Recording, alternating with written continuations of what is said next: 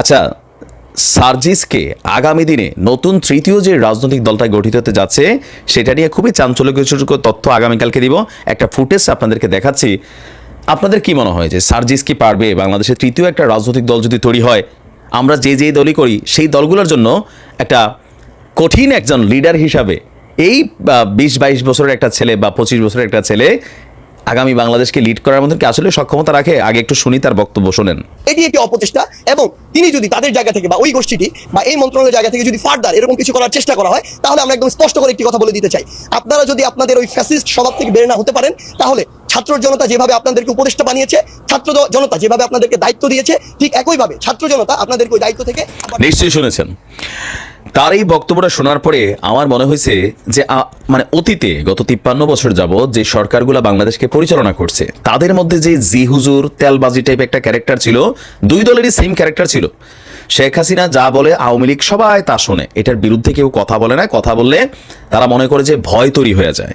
বিএনপির ক্ষেত্রে সেম, বেগম খালেদা জিয়া তারেক জিয়া যা বলে সেম প্রেসক্রিপশন সবাই খায়। কিন্তু এই সার্জিসদের একটা টিম উপদেষ্টা পরিষদে আছে। অন্তর্বর্তীকালীন সরকারের যে পজিশনটা, এটা এই ছাত্রদেরই তৈরি করে দেওয়া। কিন্তু সেই উপদেষ্টাদের মধ্যে যখন দুই একজনের অবস্থান নিয়ে সাংঘর্ষিক একটু অবস্থান তৈরি হয়েছে বা সামহাও আওয়ামী লীগকে অ্যাডভান্টেজ দিছে মনে হচ্ছে, এদের ভাষা প্রয়োগ দেখছেন, এটা হচ্ছে নেতৃত্ব। কারণ কি, এখানে পাওয়ার জন্য কিছু এরা আসে নাই, এটা তো ক্লিয়ার। সার্জিস যখন বলছে যে গদি থেকে টাইনা নামানো হবে, এরা কি অন্তর্বর্তীকালীন সরকারের বিরোধী দল? বিরোধী দল না।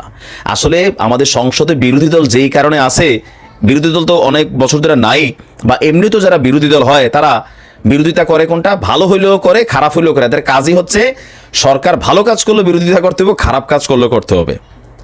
আর যারা সরকার দলীয় এমপি থাকে এরা সব কিছুতে টেবিল থাপড়াতে বাংলাদেশে আজকে 15 বছর ধরে এদেরকে পাশায় থাপড়াই এক গ্রুপ নামাইছে, আর আরেক গ্রুপ সিস্টেমিকলি থাপ্পড় খাইতে খাইতে শান্তি হয়ে গেছে আইন শৃঙ্খলা বাহিনীর। নতুন করে শিক্ষা নেন। সার্জিসের মধ্যে যে নেতৃত্ব আছে বা তার যে কথাবার্তা, তাদের যে স্টাইল, অন্তর্বর্তীকালীন সরকারে আপনাদেরকে বসাইছি আমরা কিসের জন্য? রাষ্ট্রকে সংস্কারের জন্য। কিন্তু এই চেয়ারে বৈশা যদি আপনার চেয়ারের ভাব চলে আসে, যদি আপনার যে দায়িত্ব সেইটা আপনি ভুইলা যান, আপনাকে এখানে কারা পাঠাইছে, কিভাবে আপনি চেয়ারটা পাইছেন, তাহলে আপনাকে গদির থেকে হেসরাইয়া নাইমা তারপর ঠিক করব। এই বক্তব্যটা দেওয়ার জন্য কি পরিমাণ সৎসাহস লাগে, কি স্পিরিট লাগে ভিতরে, আমার ইয়াং বয়সের কথা আমার খেয়াল হয়ে যায় এই পোলাপাইনগুলোর মধ্যে। সেটা দেখি। দেখেন, আওয়ামী লীগ বিএনপি আমরা যে যাই দলে করি, এদেশে এতদিন এই দুইটা দলে আমরা বিভক্ত, বা জামাত ইসলাম, আমাদের সামনে সিলেবাস ছিল না। আমাদের দলের এমপিদের জন্য আপনি দেখেন যে 2-3টা দল আমরা একটা সিস্টেম করে রাখছি। কোনটা জানেন? সংসদে আওয়ামী লীগ যখন ক্ষমতায়, আওয়ামী লীগ যখন কোনো প্রস্তাব আনে, সেইটি প্রস্তাবের বিরোধিতা তার দলের এমপিরা করতে পারবে না। বিএনপির বেলাও সেম। কেন? এই কেনগুলোর উত্তরে আজকে সার্জিস দিচ্ছে যে কেন বিরোধিতা করতে পারবো না। আমার দল যদি একটা অন্যায় করে তাহলে সেটা বিরোধিতা আমি করব, যদি আমি রাষ্ট্রের জন্য রাজনীতি করি। আর যদি আমি আমার ব্যক্তির সাথে করি, ব্যক্তি ফায়দার জন্য করি, তাহলে আমি করবো না। কেন? আগামীবার আমার নমিনেশন দিবে না, অথবা আমার রানিং অবস্থায় বাদ দেওয়ার সুযোগ আছে। আর দলগুলো এই সিস্টেম তৈরি করে দলগুলোরে চালাইছে। আমাদের বড় বড় দলগুলোর জন্য ছোট ছোট বাচ্চাগুলো দেখাই দিচ্ছে what is the meaning of politics for the nation, not for your self. জাতির জন্য যখন আপনি রাজনীতি করবেন, সেই রাজনীতির ভাষা কি হবে, আপনার ভূমিকা কি হবে, একজন প্রধানমন্ত্রীর ভূমিকা কি হবে, একজন রাষ্ট্রপতির ভূমিকা কি হবে, স্বরাষ্ট্রমন্ত্রীর ভূমিকা কি হবে।